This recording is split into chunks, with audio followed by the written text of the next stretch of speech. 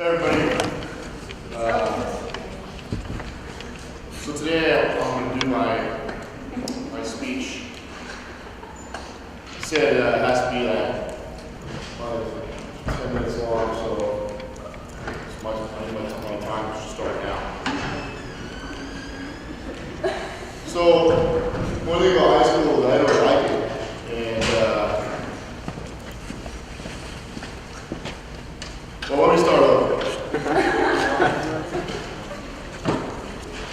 So this is my portfolio, and I just finished it. I wasn't a little sure if I was supposed to just go to order or not, but it got passed this morning, so I'm excited about that. So the biggest thing about me is what I want to do when I get older. Is I want to test video games. It's like who doesn't want to test video games? That's probably the most fun thing ever. So I've just been trying to do some stuff to do that. Which kind of like, aside of video games, just one time I did this Best Works, and it's one of my Best Works assignment. I can't remember what the class was. Hold on a second, let me find it. There it is. Wait, that's not it.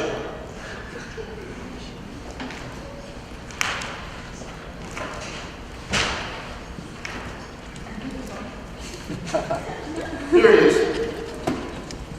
So what I had to do here is I had to you'll see in problem 1, there was a question about how I go through and make turn something into 3 dimensions with a 2-dimensional programming. So it's kind of understand, and I don't really know how to do it either, but I got this really good grade, so I put it in here.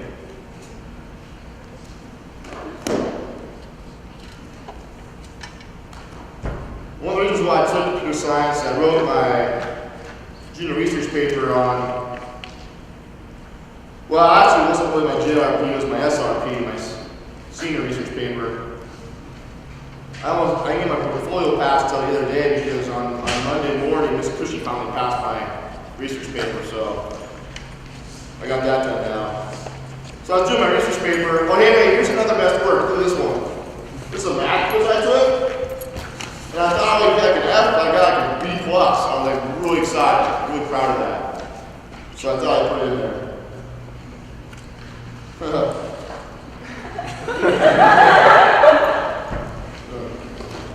Hey, I almost forgot to tell you my name. Oh, my name? Austin Kelly. Hey, would you do me a favor? Would you turn with someone next to you and just try to list 7 or 8 things you thought were horrible about how to do an introduction? So it's just 4 or 5 of those things. And what, from the start to what I just did, find someone next to you and say, hey, here are about 10 things that were terrible. Are you ready? Go for it. Start doing it. What was bad about it? I'm going to ask you. Everything. Not good enough. So start with me. Someone start here for a second. Clothes. Okay, clothes are bad, right? Was I dressed professionally at all? Would this be a much better outfit to wear? Yes. Would it be better if I took this a step further and put a tie on? Yes. All right. What else is bad? Someone else. Go ahead. Tell your name. There's no eye contact. Okay, no eye contact, right? So somebody probably, who is this guy? And if you don't know me, maybe you didn't recognize right off the bat. It was a little bit different the other days. Some of you were here. I was able to walk in with 400 of your classmates, and I kind of stumbled in. And it's funny because you guys know Austin. You shop at all? Is Austin here? Is he? Austin's up in the booth, and Mr. What's his? No, not that. Harris. This is my mind all of a sudden. Mr. Harris up in the front, he had the microphone, so I kind of wandered up in front wearing the same outfit, and all of a sudden I start to talk, and all of a sudden the microphone cuts out. And I was like, what? I was like, what? And then I started to talk, and then the microphone cut out, and then Harris got back on, and came back on. So I was like, that's kind of weird, it kind of cut out at the beginning. Why did it cut out for me, but not for him? And then at the end, Austin Two Shop comes down and goes, hey, I thought you were just some weird dude who wandered on stage. So I turned off the microphone, and I was like, dude, that's awesome. So he actually turned off the mic, so he was worried I was going to have someone just wander up there, was going to say something inappropriate for everyone. So yeah, so obviously the clothes are bad. bad, the eye contact is bad. What else is bad? Go ahead. I picked my ear? Yes, okay. So the little things, right? Now, the weird part is like, there's times when I think about, okay, what can I do to actually show, we call things body language. So sometimes, is that a little thing? How many of you notice the same thing, picking my ear? Ooh, so how many of you were like, I don't even know what I didn't even notice that. So the hard part is sometimes we do things or we don't do things which people either notice right away and they get hung up on it. Some people would never even notice that at all. I don't notice that at all. Who cares? People pick their ears. Now it's one thing if I actually just kind of go, yeah, so I'm doing this versus, so yeah, my name is Mr. Millenbrook and sticking your feet. It was really itchy ears. All right. And you laugh at that, but I used to work at Bogart Windows down in Fife where that's at all. And there was a guy who used to go on the trucks and he used to pick his ear. Like at least 3 or 4 times a day, he just get his keys out and dig into his ear and go wax out. And he pulled out the gag and I always was kind of like, that's kind of really gross. Then he'd be like, hey, go start the truck. We all run trucks and throw me the keys out there. All right. So what else? What else did I do that was bad? Go ahead. Unprepared. How did you know? Yeah, I had no idea where they were, right? Okay, what else did I do? Go ahead. The very first thing I said, I didn't really like high school, but here it goes. In other words, hey, I'm going to waste the next 12 minutes of my life and your life by rambling on about something to meet standard on a thing I don't really like. Not good enough. Go ahead. I didn't explain anything, right? How many? So what? I just said, hey, this is a math test. I got a good grade. Tell us why you chose all of this stuff. So what else? Go ahead. Yeah. I learned a lot on this. This was really fun, right? Well, you're like, what? It's like you're holding some sort of cool thing back there, like, you can see. Tony, go ahead. You didn't even start out with your name. Like, you waited, like, halfway through your presentation to even introduce yourself. Yeah. And even then, it was much of an introduction. No. I just said, oh yeah, my name is. Is that how you want to be known? How many feel like you are 100% known by your name? Hi, my name is Doug. We got it. We got everything we need to know. We want to know more about you, obviously. So what else? Anything else stick out to you all? Go ahead. Someone didn't care. You didn't care, right? Now let me ask you this. How many of these things are things that you think people have actually done? Yeah. How many of you said, I sat in my family advisory presentation the last 2 years and saw kids do the same thing, right? Let me tell you the good news. Ready? On Tuesday, this place is pretty much full, and I sat there and I told all of them that they made the wrong choice. Right? I'm going to tell all of you, in a much smaller group, you made the right choice. Right? I truly believe that probably if you have either gotten counsel or whatever else it would be, I really believe that, and I don't have the exact data, but I'd say number-wise, my guess is I probably passed at least 80-90% of the people who do a presentation pass in the first practice and are rarely, if ever, is there ever discussion about if they're going to actually pass the final one. I would say I'd probably flip it around. The majority of students who do the interview when they come in to do practice interviews, which you all do in a couple weeks, a majority of the students, I'd say probably at least 80% of those students don't pass. Okay, where I fail them right off the bat. And it's not because they can't do it. It's not because perhaps that they don't know what they would say, or it's not something that they can't prepare for. It's just that they have not prepared for it. Here's what I will tell you. You have made a good decision because you have, and I think actually your interview is great. I don't want you to say, oh, it's the bad one. I think that what you have done, you've made a choice, which for a lot of you is you are in complete control of the entire process. When you begin speaking, right, you have between 10 to 12 minutes, or is it 14 to 16 for the, so how many are doing the honors, if you're doing honors? So it's either 10 to 12 or 14 to 16 minutes. And you have complete control of that. So when you start, you get to decide when you transition, you get to decide when you want to make a change, you get to decide if you want to add in an extra best works or not, and it's up to you. The best part is this. At any point in time, whatever you decide to cover in your introduction, the judges are not going to stop you in mid-presentation and say, hold on, back it up. Could you go through and talk about this real quick? Whereas at the end of each question, the judges then can go and ask you a question about what you just said. And sometimes that can throw off your rhythm, throw off your train of thought. So for a lot of you, you have complete control. You are going to, when you practice, here's what I can tell you, you can practice, and you're going to know full on as you're at home, when you're sitting just at a desk, you're kind of go through and saying out loud, and I would strongly encourage you to do that, or in front of a mirror, even better, or in front of family members, all right? Don't do it in front of your friends, they don't care much that much, all right? They don't want to hear it. No, I'm sure they do. All right, you two want to hear each other, don't you? Make it, I really want to know. I want to see your presentation, maybe. But nonetheless, you get a chance to go through and start and press and get all the way through and know exactly your time. So I think that for a lot of you made a good choice. You made the choice that this clearly isn't as popular, and the theory out there is it's not as easy. But I will tell you that that in the end, pretty much everyone who passes the interview will probably spend just as much, if not more time, preparing as you're going to do for your presentation. And mostly it's because like a few years ago, I had one student who came to do the interview 9 times. 9 times. And the first 3 or 4 times, he did nothing. I said, I'm not going to pass you till you prepare. And he kept changing it. And so you have a chance to prepare, know what you want to say, practice, okay, do it ahead of time. You'll be good to go, be good. All right, so let's talk about why we're here. Here's a big question. Why do I have to do this presentation or exit interview? I can tell you why.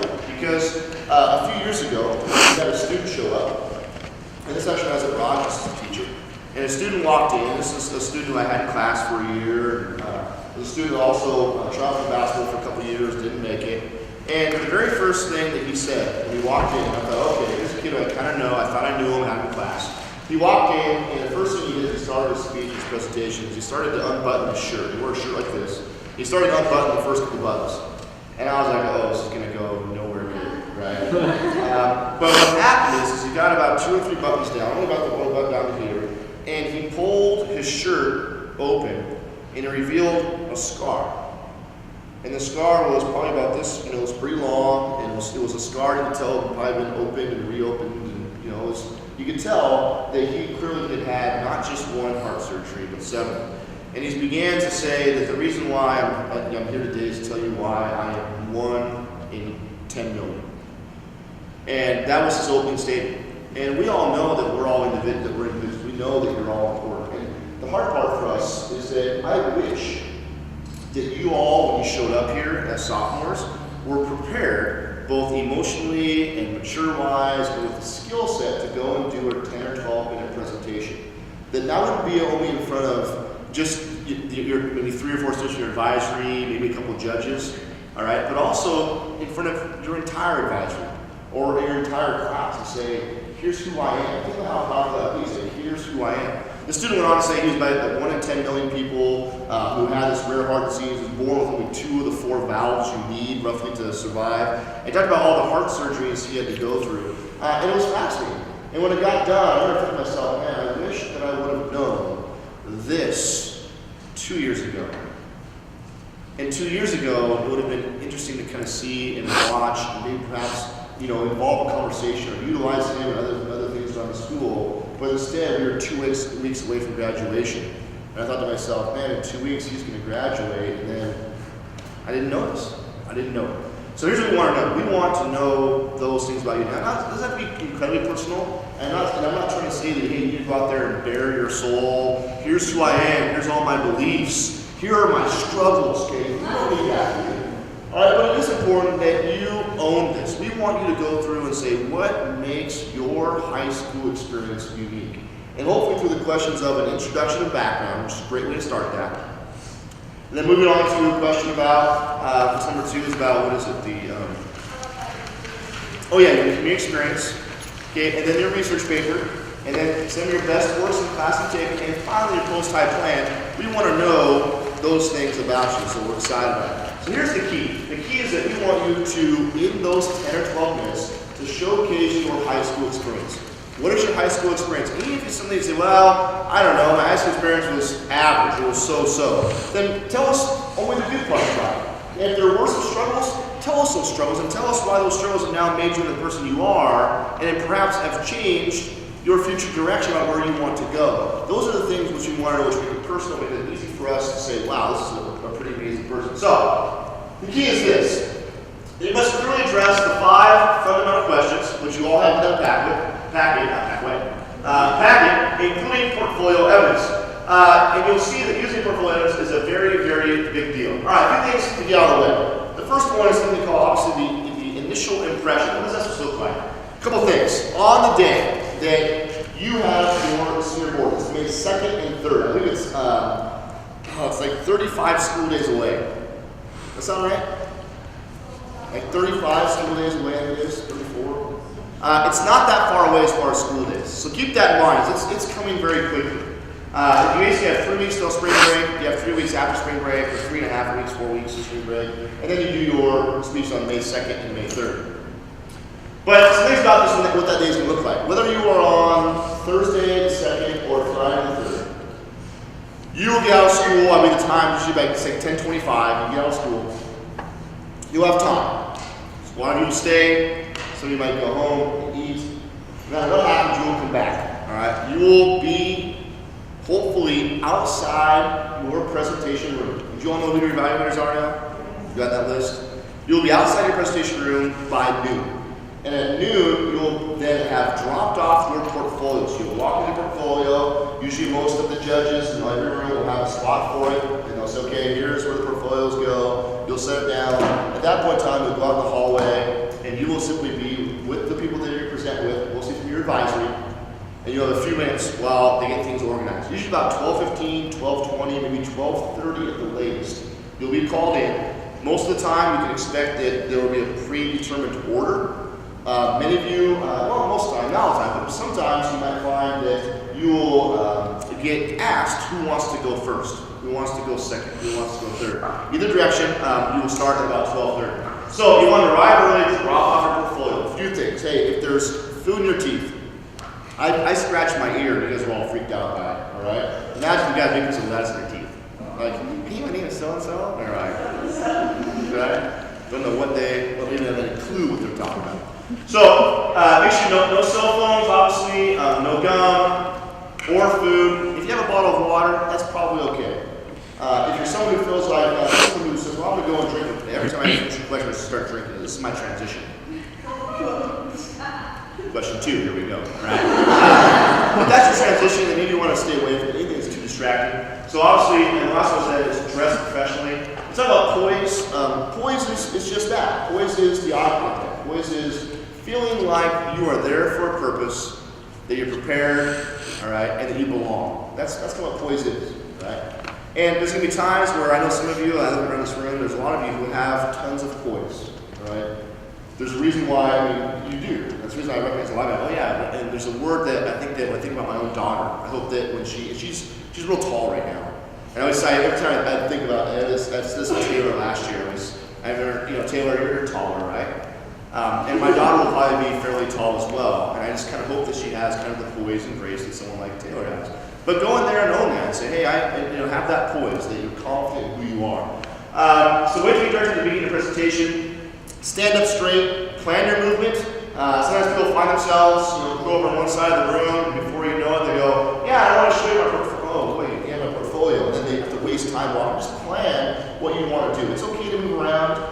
Too much movement gets kind of scary. People who do a lot of pacing, so if you find yourself in front of the mirror the night before your presentation doing one of these, you're talking to your note cards and walking around, or if you're someone who's kind of a tapper, or where you're maybe someone who holds a note card and takes the note cards and does one of these with it on your hip if you're ready to sing a song. Okay? Find some of those things, those movements, because excessive movements can be too much. Stand up straight, plan your movement, address your presentation to all panel members. There's a tendency sometimes to find someone you know and attach to them. I would tell you that plan for that. Plan for the fact that you are going to want to be drawn to finding someone who usually gives you eye contact. So what you're going to happen is this, in the very first moment, all right, it's amazing that there's times where I've done this. Hey, I'm going to get this student to talk to me the entire time. And all they do is they look at the judges, and every time they look at me, I just smile and go. And before they know it, they know that if they look at me, they're going to get some nonverbal affirmation, right? So then I got put into jail, and I go, and then I you look at me and you go, he likes that. And then you start going on this path, like, I'm going to just talk to this person. Every time I look at them, they're like, they're looking like they're all excited. Now, another judge who's taking notes, right, the whole time, you look at them, they're just taking notes, right, trying to avoid them. But it's important to make sure you give everyone an equal opportunity to look into your eyes, right? That's not in the creepy ways. Okay. So there you have the presentation expectation. So 3 more things as I plan my movement here. Let's talk about dress. I won't spend a ton of time on this, but dress is one of the things that's important. I would plan accordingly. Just make sure you understand that, hey, that for some people, that usually the little things, and especially sometimes with the community judges, sometimes the little things are what people get hung up on. And rarely it's like, well, you know what? We shouldn't pass this person because they didn't do a very good job explaining their evidence, their evidence of learning. They just didn't do a very good job. That's not ever a conversation. Usually the conversation is, you know what? I just felt like they weren't very honest, or I just felt like they weren't dressed appropriately. And people will get hung up on those little things. So the more little things that you can just automatically take out of the equation, which means if all you're someone where there's things like your dress isn't quite, what you're wearing, not your dress. I don't have wearing dresses. But whatever your dress isn't quite appropriate. If you can make sure that those things are things that would not even be a point of contention, then you're going to be much better off. Just take those things out of the equation. Make it all about your speech and your presentation. So be clean and neat, apparel should fit and remain in place while sitting and or walking. You know what that means, right? Yeah, so make sure that things roughly stay where they're supposed to stay, all right? So if you find yourself doing a lot of weird things where you're pulling your shirt down or, whatever down or, whatever up, sorry, that's not a problem. But if those are things that should be a distraction, make sure that you try and dress in a way that those things aren't going to be part of your presentation, right? You might know this, but I'm coaching junior high basketball right now. And there's a huge deal, I'll kind of say what I mean with this, is that there's a huge thing about wristbands, and everyone's wearing like tights underneath their shorts, and they have like these weird like nylon like spandex sleeves they're wearing their arms. And there's all these things that have undershirts and headbands and all this stuff. And someone asked me, I said, well, what can we wear and what can't we wear? And I said, well, let's not worry about the rules. Let's worry about only wearing the things that aren't going to be a distraction to you. So when you choose your outfit, choose something that makes you feel comfortable. Choose something that's not going to be on your own mind, right? Because if all of a sudden you're distracted by what you're wearing or what you think someone is thinking about you because of what you're wearing, take those things out of the equation. So apparel should fit. Don't really speak more louder than what you have to say. It's best to stick with reps and those things which are those normal colors. Now, if there's something about you where you really want to go through and just kind of have a certain outfit, great. Go for it. Just make sure you find it for me and make that works out for you. Some other things, short skirts, t-shirts, long, brightly painted fingernails, heavy makeup or perfume cologne. That's all within reason. Listen, we're not there to say, well, you did really well, but your earrings are a little bit too big for that blouse. Right, it's a blouse. That shirt. Or a great job, but you know what? I'm telling you what, those shoes and those white socks aren't cutting it, buddy. Right? So if that's, just take those things out of the equation. Last one is excessive accessories. Sounds like the earrings, the piercings, all that good stuff. I have some in my class, and I was talking to someone, and it was to the point where I was like, I can't even listen right now. Because it just became somewhat, it's not a bad way, it's who the person is. It's just make sure you take those things out of the equation for a presentation. It's kind of like an interview, right? Everybody have a job interview? That sometimes there's things you kind of just let go at the door to make sure you put your best foot forward. Some other things, large pattern clothing, fishnets, patterned hosiery, or bare legs, all things to stay away from. As far as shoes, I would say if it makes fashionable sense now and it's appropriate, you're probably okay. Some things in the past, obviously no flip-flops, I wouldn't do that, no matter what. Mules, sandals, no.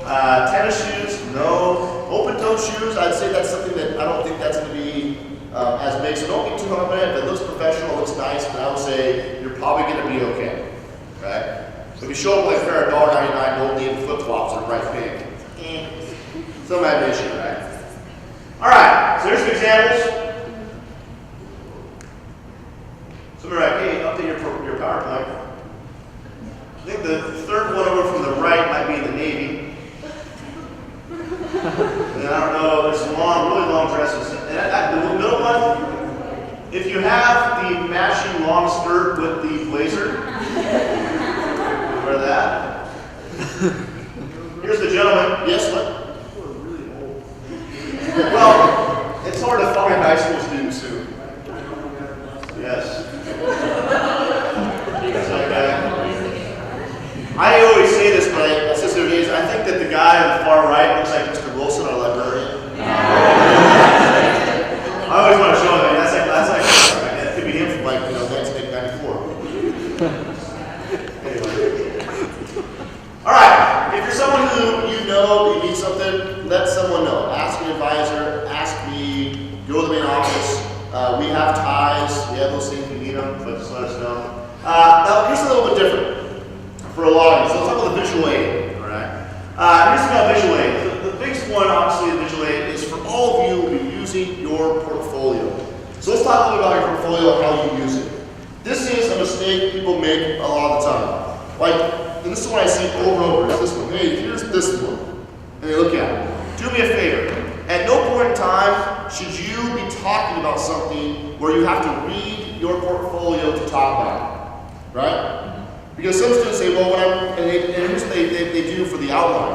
And then they talk about this best works. And then they go and they find it eventually. Then they have to go through and begin to plan what they're going to say. And the first thing they say is this. This is the first thing I'm talking about. This is a math assignment, and I got a 38 out of 48. Is that a good way to introduce an assignment, why you chose it? So plan accordingly. And I would say that if at some point in time, if you have to actually look at it, to talk about it, okay, it's not a good use of your visual aid. So throughout the entire presentation, your visual aid needs to be in your portfolio. Now, some of you are going to use this more than others. For everything, I would make sure that at all times you have everything that you use and refer to, make sure you have it marked clearly. And make sure it could be a numbering system. Question 1. Okay, in question 1, as we get to it, maybe that's going to be your introduction and as well as your backup. If you want to talk about your letter of introduction or talk about an award you got for, perfect attendance, what it's going to be, or whatever, then if that's the case, then make sure you have that marked. Maybe you can see all these little, they're hard to see, it's actually an old teaching penny made with my white. But you'll see all these little these things here. Just get some of these. They'll give you Post-it notes, give you little stickers, and all you say, question 1. All right? Question 1. Question 1A. At least the first question I'm going to mention is this part. You have another tab, which is question 1B. So you have these orders so you can go and find them. If you can color coordinate it, that's even better. You know that question 1 is pink, question 2 is lime green, question 3 is cartouche, whatever you got. All right? Make sure you have that somewhat organized. So that's your visual aid. And we'll talk about more as it goes on. But I would say make sure you are fully understanding how you will use this and prepare to use it as you practice. So that you can go through, find the page, look at it, and then show it. All right? And here's the question. Do I need to walk around and parade in front of the judges? Hey, here you go, ladies and gentlemen. What do you think about this? All right? No? All right? Do you need to do so? But just go through and be able to say, hey, this is, and then talk about it, is very much an appropriate thing to do. Now, the bottom part, honors and exit. All right? Where do honors and exit go again? All right? If you're honors and exit, you know that you need to have at least 2 visual aids. Right? The portfolio is automatically one of them. The other options are going to be, obviously, a performance to be an option. A trifold board. I see a lot of people use a PowerPoint. If you were someone who does honor at exit, I would strongly encourage PowerPoints because sometimes that can be something that just it allows you to go through and stay organized and on top. All right? And it's not something where you want to go and type everything and then read it because that is not speech, that's just you reading something to us. But using the PowerPoint can also be very effective if you're not real sure. But also, it allows you to use the photos. If you're going to go through talking about your community experience, that you spent 40 hours versus the 20 hours or beyond that, whatever it's going to be. And what are some options that some of you are thinking about? So what are you doing out there? What are you thinking for visual aids besides just the, what is it? You're going to dance? Are you really? Oh. Hi. What are we using? PowerPoint. I was thinking maybe like a video performance. Okay. Yeah, video performance, that's good. Go ahead. Okay? Like it says on here that there is an art exhibit, like what if I want to put the art exhibit on the track? That counts two separate things? You want to put the art exhibit on the tripod? Yes. So you want to have many pieces of art Yeah. on a tripod. That'd still be one piece. Yeah. And just so you know, it's probably, you're probably gonna ask some questions about what you can and can't do. And what I would tell you is one of the first things I would start is with Mrs. McMullen and ask those questions.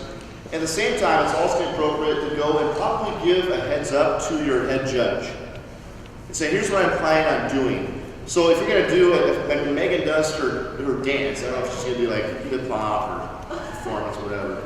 She's gonna make sure there's enough room in the front, right? So hey, I'm gonna need at least a 12 by 12 space to break dance. So can you please make sure that you've got that and some cardboard laid down, Mr. Work, right?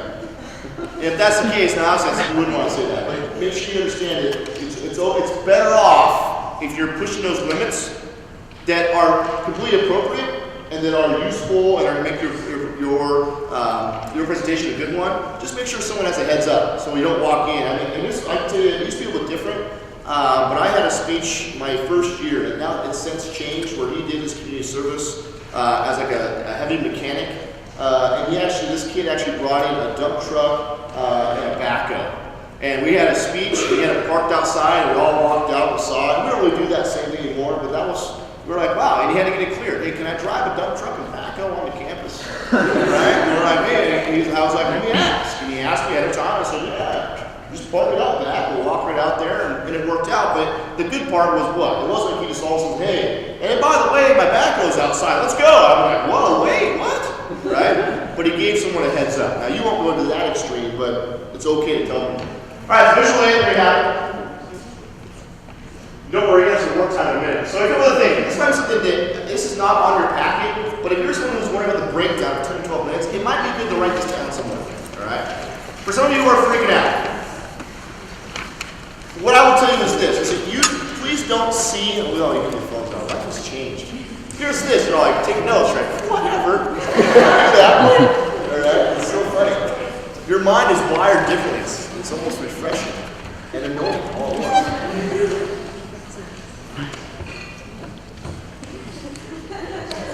It would be helpful if I knew how to zoom in on my phone, but I don't. What?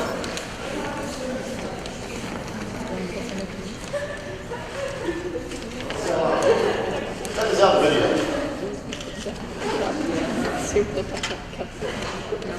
Another thing about being older is we all hold our phones on front like this and do stuff. I know someone who does it, everyone's like 35 or older always goes, I'm gonna take a picture. Right? Versus I can't take a photo, you guys are all like, got it. All of that. How's that show? See?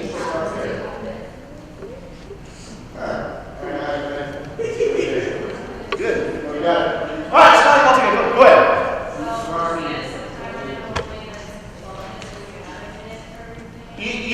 Yes. That's what you do. If you were someone who's doing the honors, you can just tack on a minute to each one of these questions, and you find me there. I tell everyone that if you were someone, how many of you are a little bit scared of starting this process, right? And you're kind of like, and here's the hardest part is that a lot of you, if you wait till the last day, it's not that you want to, it's just that you assume that to sit down and write a 12-minute speech is going to be a lot of work and take a long time. And you're right, it is.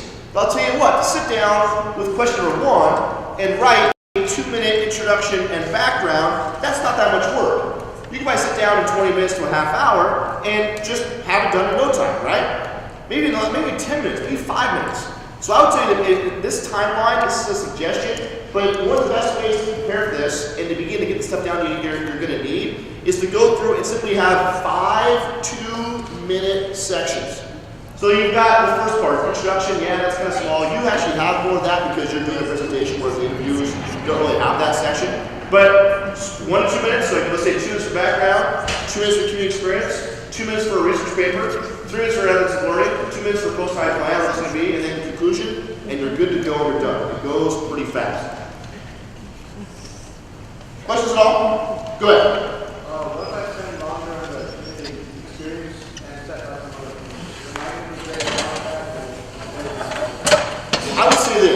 it doesn't matter the time. They will not time you. For any, now, if you would do the interview and one is really short, and we know it's like, oh, tell us about this, and then they stop, right? Well, that was 15 seconds. A lot of times, if you're good at transitions, we won't. It'll be some of you are really good at blurring. You want your transitions to be somewhat seamless, so we kind of know where you're kind of going from one thing to the next. That would be what I would say your best move is going to be. And so, it goes, well, how do I do that? Well, your community service, you might be able to tie that with your research paper, if there's a connection there. And so at that point in time, it might be a little harder. That might be a 3-minute one. So it might all tie together, and although you answer the questions that are needed, it doesn't matter about the time. It matters whether or not you are covering all of your bases. And if you cover it all, if it's quicker than the time that's up there, not a big deal. So we're not time. We don't time splits, right? Mirror runner. Well, you met the 12 minutes, but we looked at your splits. Your splits, you were off on this point, so we can't pass you. Go ahead.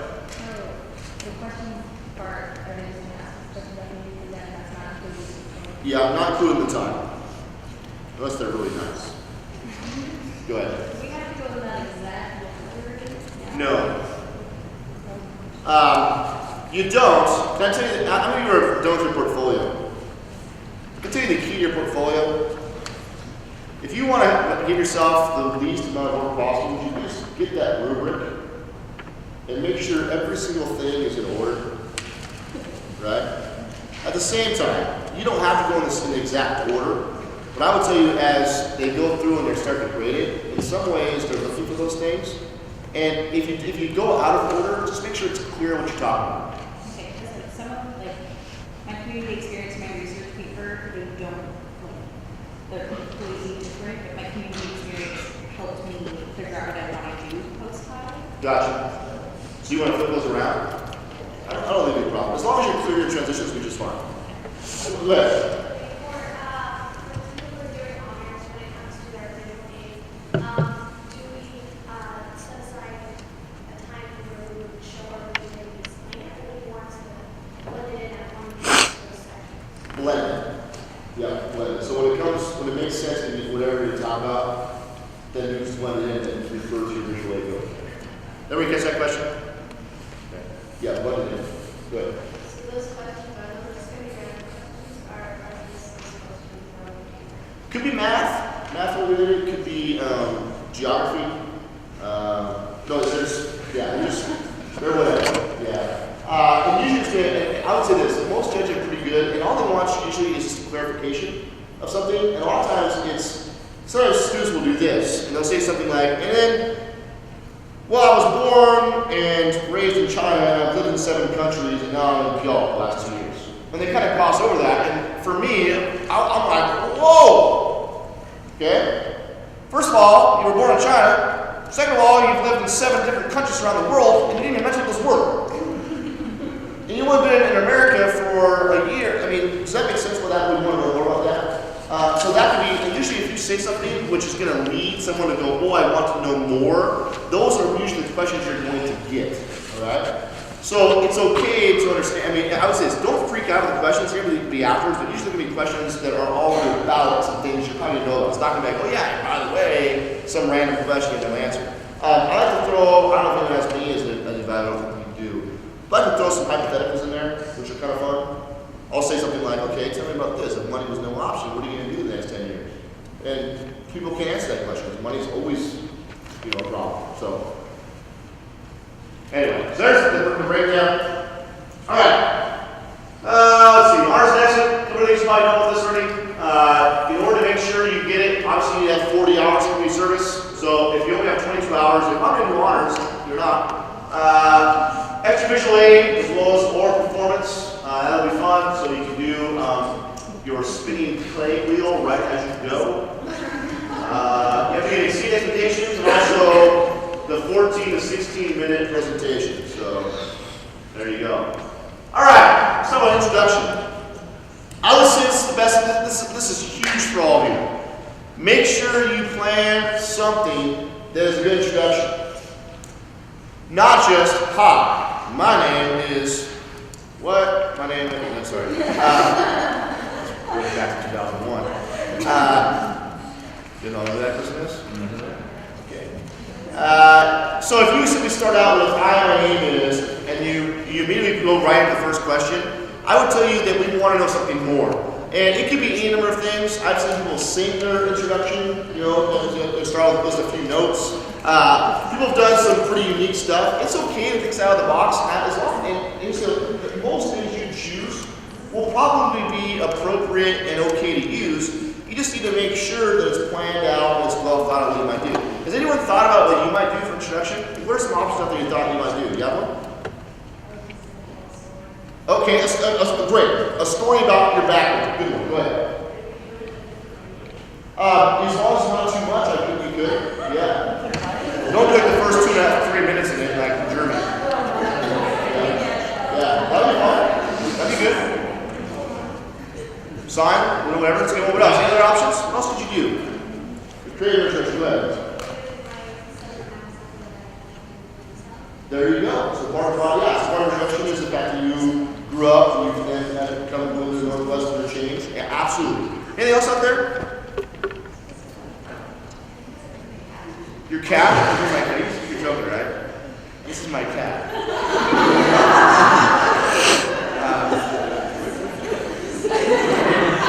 Yes. All right. A couple things to ask yourself about. So the first minute to 2 minutes is what do you want the tone to be? The number one thing you do when you sit to instruction is decide what your tone will be. And there's different tones out there. I would tell you this, is that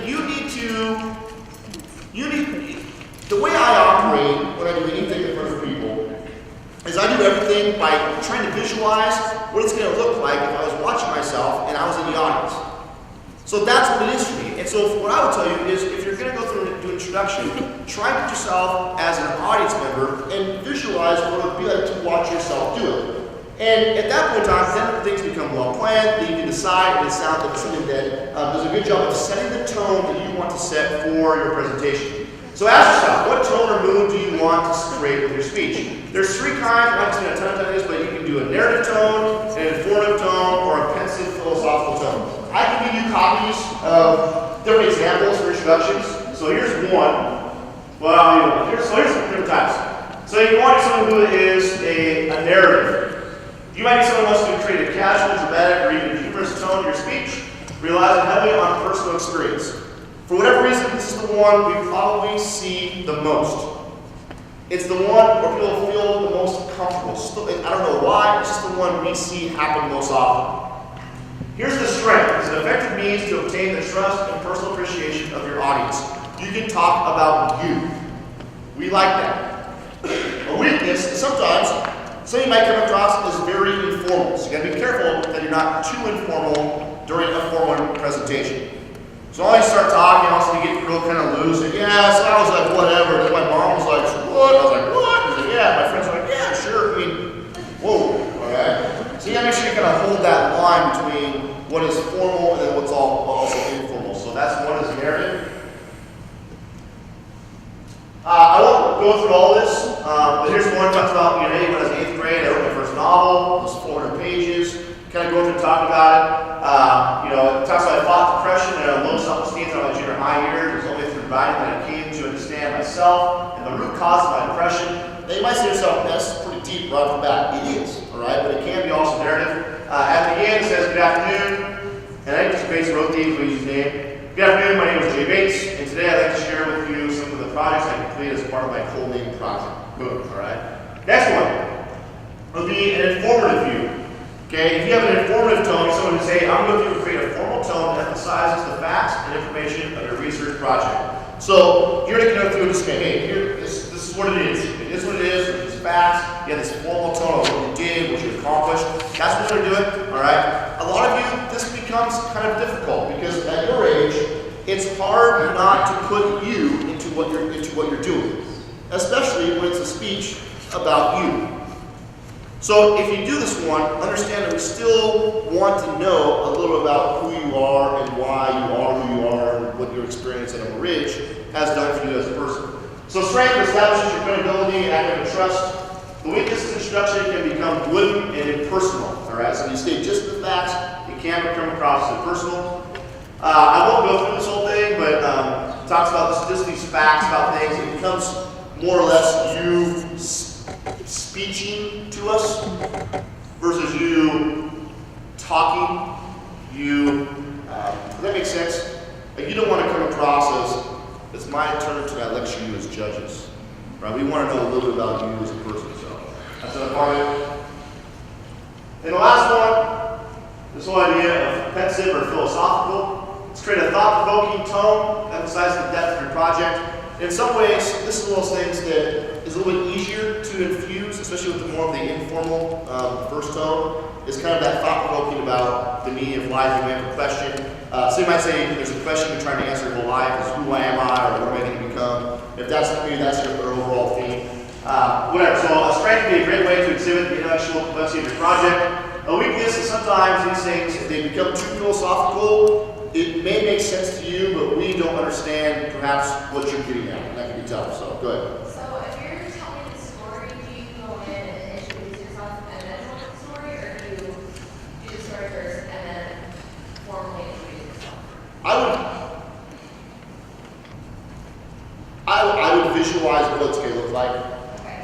And how I would do it personally is I would show up with, just think about this. If I would have came in with a sweatshirt on and said, okay, hi, I'm Mr. Millbrook, and I'm here today to talk to you about how you're going to do your formal presentation or honor exit presentation. And now what I'd like to do is dress up and behave like a really poor presenter. I mean, would it have been as effective? So in some ways, it'd probably be more effective to do your introduction and say, hi, my name is Megan Cuddy, and now I'm doing my hip-hop stuff, right? Let's all that. All right, so let's go through these questions. All right, now it's work time. Here for this. We've got about 20 minutes. This will be good for us. The first three questions, we're going to give you a chance, and hopefully you've got your packet out. What we want to do is hopefully as we go through each of these questions, I'm going to give about 2 or 3 minutes. I'll try and play a song, and then we're going to go, and we're actually going to begin to brainstorm on your own what kind of things you might want to say. Now, if you're someone with some other packets in the back, if you're like, well, this isn't how many of you are kind of perfectionists? It's like you have your packet, right? And you're kind of, oh, I don't really want to write on this, because if I write on this, it becomes official. Don't worry about that. This is just brainstorming, right? And a lot of you, if you use note cards, is that a question somebody's going to ask me? Yeah, you can. Usually there's a limit, so they say keep the limit down to 10 note cards or 7 note cards. A lot of times these things here kind of become people's note cards. Like this basically just brainstorming. So anyway, here's what we're going to do. Has anyone Snapchatted me today? Good, I'm glad. I just thought about that because the thing was on her phone. I was like, oh, she's on her phone. I was like, what is she Snapchatting? What you mean? Like, don't do that. So, here's question 1. Tell us about yourself. How has your background influenced your development as a person? So, you've all heard these questions. How many of you had a chance to go through and begin trying to answer these? Anyone? Okay, good. 3 of you. Excellent. So, here's the things you can probably go through and add. Think about these 3 things. Your personal essay. What are some things you wrote about? Perhaps even your letter of introduction.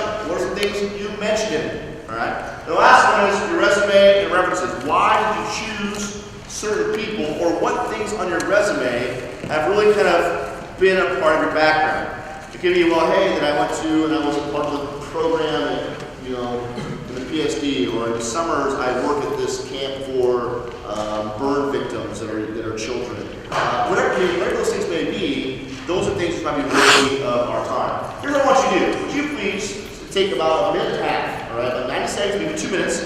All I want you to do is don't talk, just write down things that you might talk about in your instructions, those big pillars. And you can fill in the details later on. What are maybe 4 or 5 things you might talk about in a 2-minute introduction about your background and how it's influenced you as a person. That's the key. So think about what things have you done and then how they influence you as a person. So we'll give you about 2 minutes. I'll play a song and then we'll go from there. So ready, set, go. 2 minutes. Just brainstorming. Well, a couple of good questions is, hey, is an introduction and then your background separate? I would say that a lot of times the introductions is more of perhaps an attention grabber, so we can get your attention. Much like for me, the introduction today was when I came up, horrible example. That was something that kind of gets you kind of thinking about what it was. That would be more of an introduction piece. The other one is, well, how much is too much? So you walk a fine line. I would tell you that some of you feel probably very comfortable talking about pretty much everything. And it doesn't mean that people that, here's what I can tell you. People don't need to know, people who know nothing about you don't need to know that much to be inspired or feel like they know more about you. So make sure you kind of choose wisely. And obviously only say things that you feel comfortable saying. I would tell you that you don't get any bonus points for going through and revealing things which are highly personal. It just is something that you feel comfortable with, which is obviously appropriate and it has something really to do with your story. Then that would be. It becomes more appropriate if it really does set the tone and then tie into your entire speech. And sometimes people have a need to go and say something which may be personal just for the sake of saying something personal. And if there's no connection to the rest of what you're doing, I would leave it out.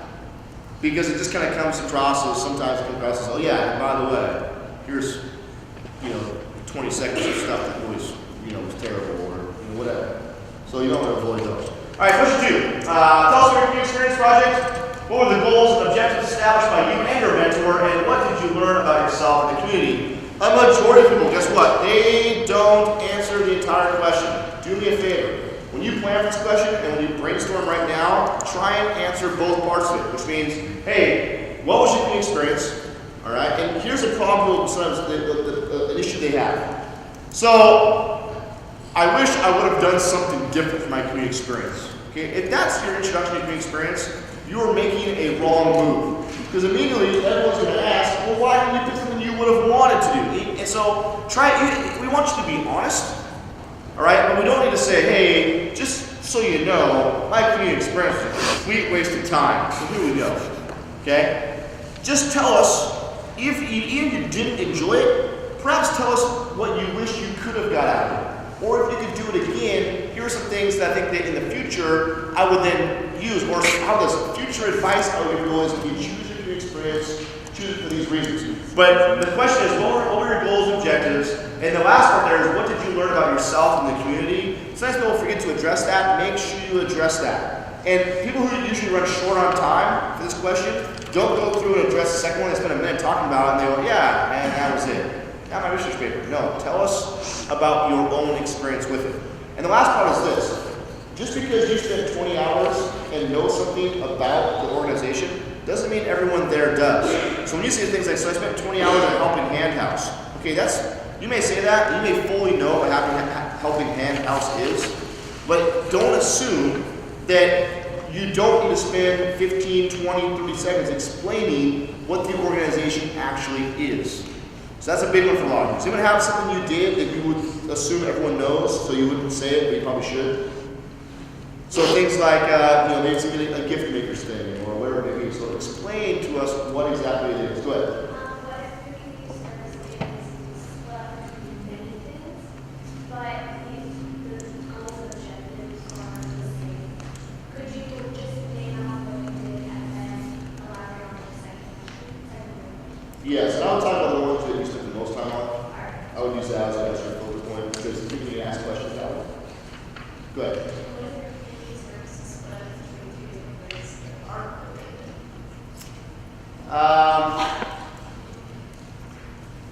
That's a good question. Same question. I would tell you that you're presenting. You don't always need to present the things which go against making a good presentation. Does that make sense? So is that kind of clear? Don't feel obligated. If something that you would talk about makes your presentation a worse presentation, then don't talk about it. Does that make sense? So just because you spent and did 5 different types of community service doesn't mean you go through and explain all those, because at the end, I also like number 2, or you'll be like, well, how many did you do? Well, and it gets all confusing, just avoid that. Remember that the answer? That's the question. All right, so question 2. Things you might often talk about are things like community service plan hours. You might actually show your mentor evaluation. You might actually go through and look at the reflection paper. These are all things which you would use. Would you please take about 2 minutes? I'll play another song. Would you write down what you think you might say about your community experience? Ready, set, go.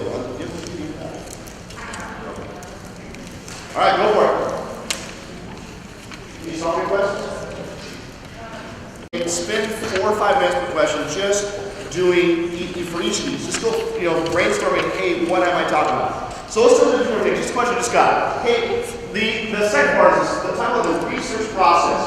Much like question 2 for question 3, a lot of people forget to go through and tell us about how you actually did the research. Don't forget, we want to know what was easy about it, what was hard about it, the actual writing process itself. So you don't need to go through and spend 3 minutes talking about Roe versus Wade. Yeah, great, tell us about it, but also tell us why, because we don't need a 3-minute lesson on whatever you wrote about, but we also want to know is why did you choose the topic?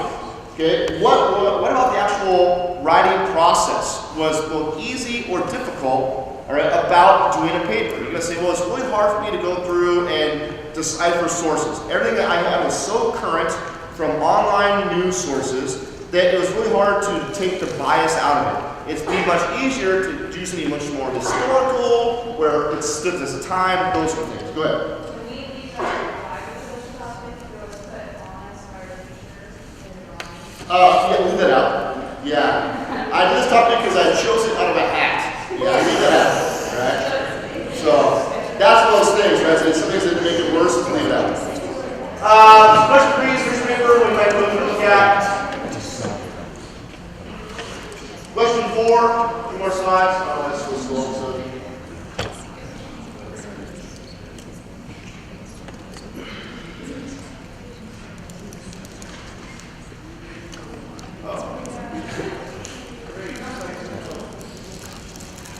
What should I do here?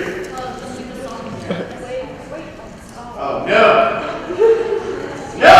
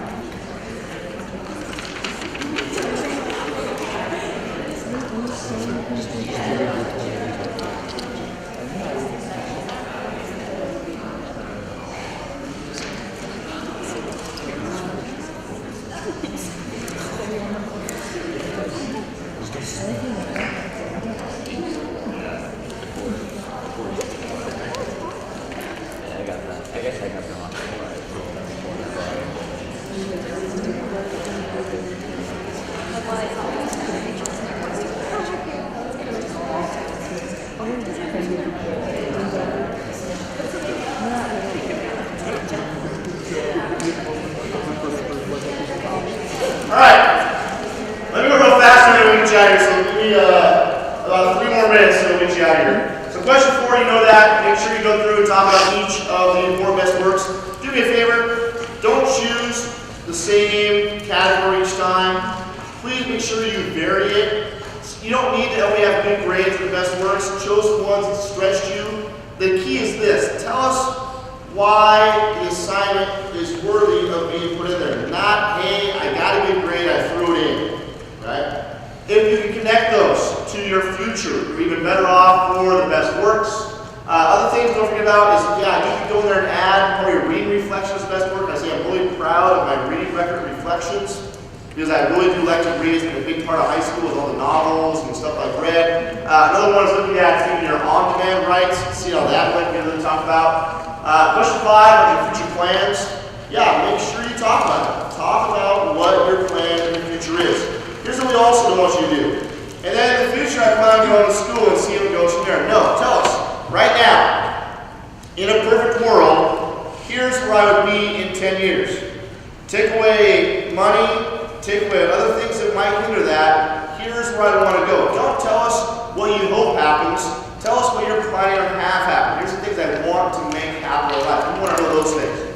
That's question 5. A few more review things real quick, and we'll move on. So conclusion. All right, make sure that I would tell you that when you get to your final 4, that I would make sure for question 4, your best works, everyone watch this. You need to have at least probably 3 or 4 planned assignments. When you get that card that says 9 minutes, right? That's probably about the time you might start question 5 or later. But here's what you need to know. If you get to the end of question 4 and you know that question 5 about your future isn't all that long, then you're probably going to want to figure out a way to buy some more time. Which means I would probably plan for question number 4, plan a couple extra. It's a big one.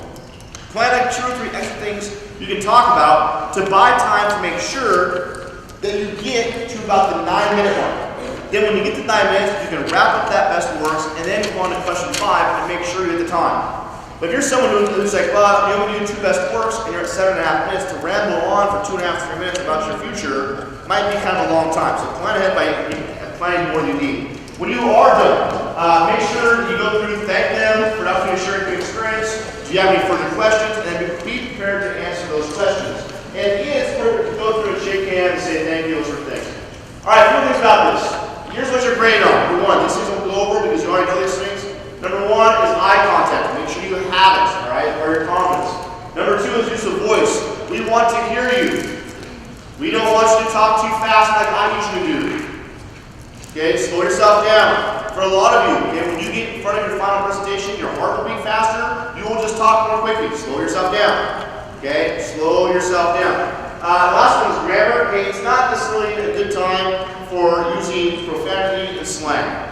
It's still school. You might feel comfortable, it might be part of the deal, but please don't go through and use profanity. A few more things. Core responses is part of what your grade rubric. So the core responses means that you have to have thoughtful answers, as well as your follow-up questions need to be good as well. Here's some hints. Relax.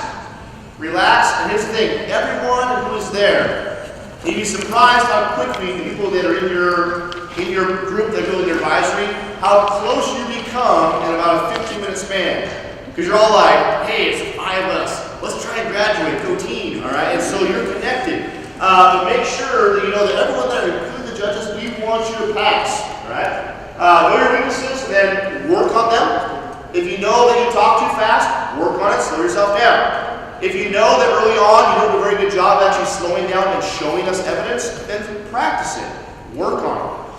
If you know that some of the things that you do is you start to use things like, so, like, I was thinking, what, well, okay. I'm going to talk about, no, don't do it. I mean, work on those things. It's surprising if you actually are aware of it, how easy you can fix it. And then make sure you practice, find a mirror. Here's the last slide. Look at this. Look at these dates for you. So you'll see that 2 weeks, less than 2 weeks, 2 weeks from Tuesday is when your portfolio's due. Work on that thing. Take care of it. Get it done. Mandatory practice speeches. There they are. The 11th, the 12th, the 16th, the 18th. That's not very far away. Less than about a month away is when you're doing your practice speeches in front of your advisory family. And for a lot of you, that'll be more nerve-wracking because it's the first time, as well as it's usually in front of the advisory students. And it'll make it that much easier when you do your final presentation. So dress professionally for your practice speech. You'll know where those are at. You need to have everything ready and an approved and passed portfolio. That's a big one. The last one is to actually have a certificate or to get a passed presentation. Senior boards are May 2nd and May 3rd. That is 32 school days away, which is that far away. So, sound good? Questions you have at all? Go ahead. Yeah, so they'll give you like a 10, a 12. We make a 10, 11, 12 usually, then like maybe a 15. Yeah. Other questions you have? Go ahead.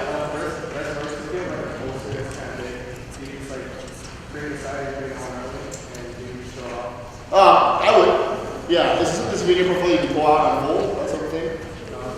Then yeah, you can. In your portfolio, will you have a picture of it? Is that what you need in your portfolio? So when you turn your portfolio, what are you going to have? How are you going to have that in the portfolio? Yeah, just take a picture and just throw it out, take a picture of it, and have it here. Yeah. Yeah, I got it. Sure, go ahead. You'll find out that before you walk out. Either they will call you in one by one or as a group and they will tell you whether they're passed that day. So you'll walk out and you'll hear it because if you're a group that goes really long, then what happens is you're going to be all like, woo! So sweet.